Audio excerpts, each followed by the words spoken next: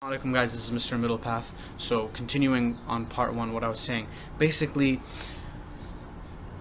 developing a natural relationship with Allah subhanahu wa ta'ala doesn't require these types of mind altering substances, and as I mentioned before, it mimics the effect of spiritual growth even though it's not, right? And I said that it has a deceptive nature and how it's insidious, meaning that it has a negative effect very subtly and gradually over time in such a way that you don't realize it, right? And that's the main component of most of these drugs. They become emotionally, people become, it binds to their identity and their perception of who they are, and they become emotionally attached to it in such a way that you cannot logically convince them to leave those drugs behind, because you can't argue with emotions. So,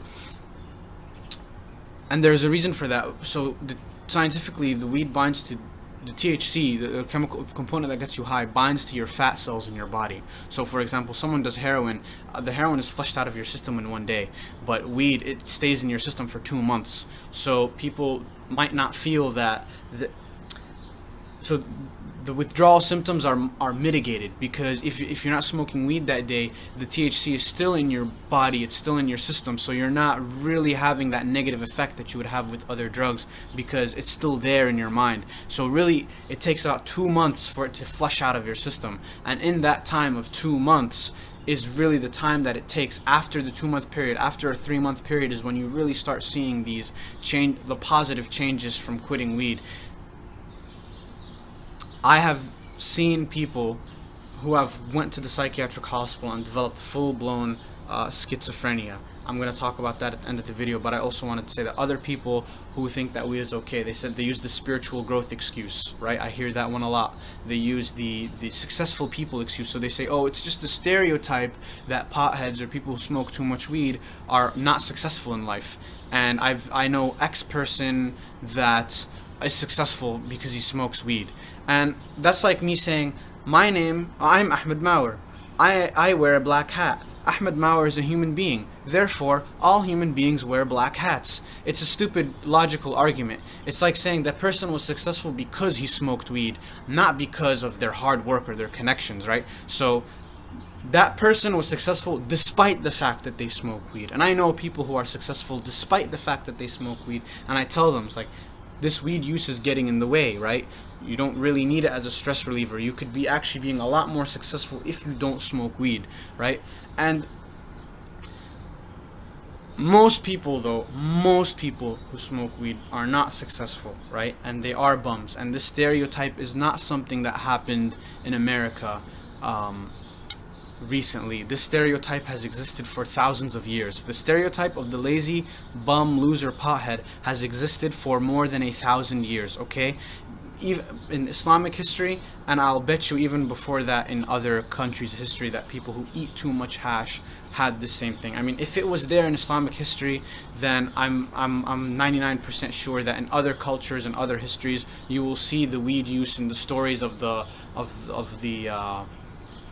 mentally gone, mentally unaware pothead who's in the dregs of society, right? So this stereotype is a very old stereotype, right? And there is a reason for that. There is a reason for that. So for example, one of the side effects of weed is paranoia, right? And paranoia, people say, oh, I'm just paranoid because weed is illegal where I live. I'm paranoid because of the police. But what they don't understand is the paranoia is actually a physical, chemical effect from the marijuana itself. And it will the paranoia is the symptom. It will manifest itself in different ways depending on where you live and your culture. So, for example, you might be paranoid because of the police. Someone who's at home might be paranoid because his parents are going to come home. If he lives on his own and there is no parents that he has to worry about, or police, he might be paranoid that the demons are out to get him, or that the government is watching him, or something, right? The paranoia will be there. It'll just express itself in a different way depending on the person's environment and their upbringing, right? So in the beginning, right, smoking weed makes you feel really happy and doesn't really get in the way. Some people have bad trips, some people don't. But after about a year or 2 years, the weed use really catches up with the person, and they're no longer the same person they are. Couch potato, not assertive, not standing up for their rights, right? So I have seen people, and now I'm going to go to the psychiatric hospital. I know two people personally who have went to the psychiatric hospital because of their weed use, combined with the stress of their life. So imagine smoking weed and you get high and you have a bad trip. Now imagine you have a bad trip, but you can't turn it off. Even after the high is gone, the bad trip remains. So imagine being high for like 2 or 3 months, but it's a bad high, it's a bad trip, and you can't turn it off. And that happens when someone's been smoking weed excessively, too much, and at the same time some stressful event happens in their life. So whether the weed was the trigger or the stressful event was the trigger, we don't really know. But when both of them combine, what happens is an interesting effect where the person loses their sense of reality and their grip of reality, and they kind of, for want of a better word, they lose their marbles, right? And they end up in the psychiatric hospital. And these people, they recover once the drugs are flushed out of their system in about 2 or 3 months, but they're never really the same ever again. And you wouldn't know it if you met them, but I know it when I see them, because I know them before they used to do it, and I see them after they do it, and it's like a small little piece is gone, and you'll never get it back.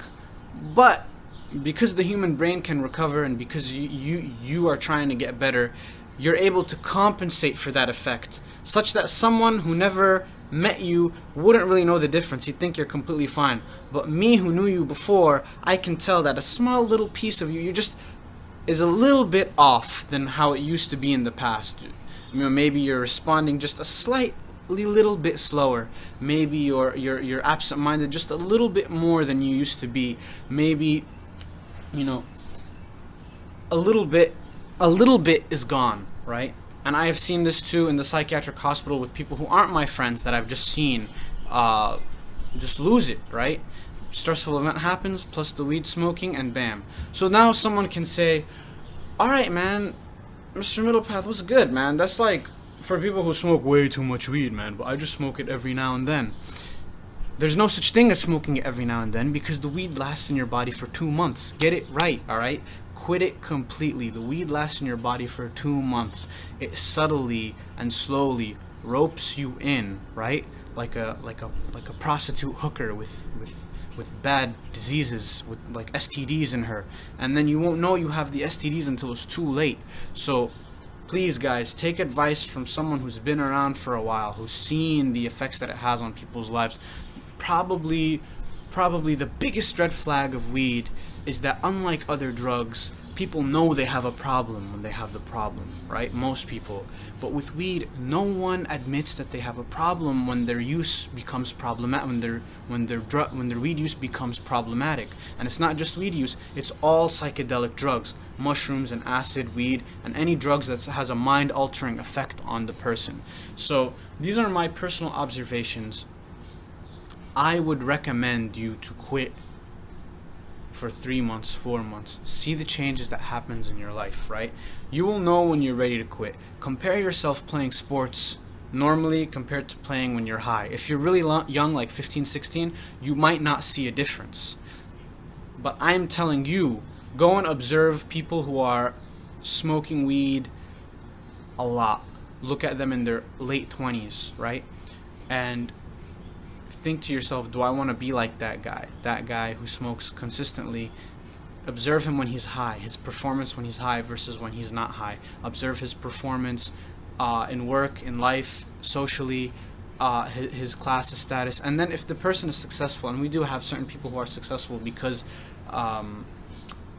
they're able to control themselves, ask yourselves, were they successful because they smoked weed, or are they a successful people who happens to smoke some weed? And then look at that. if they're successful, why are you copying the weed use from them? Why aren't you copying the habits that made them successful? So are you using their success as an excuse for yourself to smoke weed? Because that's not logical, because if you wanted to copy their success, you would copy the things that made them successful, not their habits. That's like me going to a genius who's good at mathematics, and instead of learning mathematics from him, I copy his let's say the mathematician is an alcoholic. I say, oh, he's a smart mathematician, I want to be just like him. Instead of learning the math from him and trying to be a good mathematician like him, I'm giving you an example, I go copy the alcohol use, right? It makes no sense for my personal growth, for my spiritual growth, for my self-development. Instead of taking the good and leaving the bad, you're taking the bad and you're leaving the good, which is relative for some people, but I don't want to get into the philosophy of ethics and where do ethics come from and all of that. That's a story for another time. But inshallah, this gave you some perspective, right? And Prophet Muhammad ﷺ says it. Oh wait, hold on.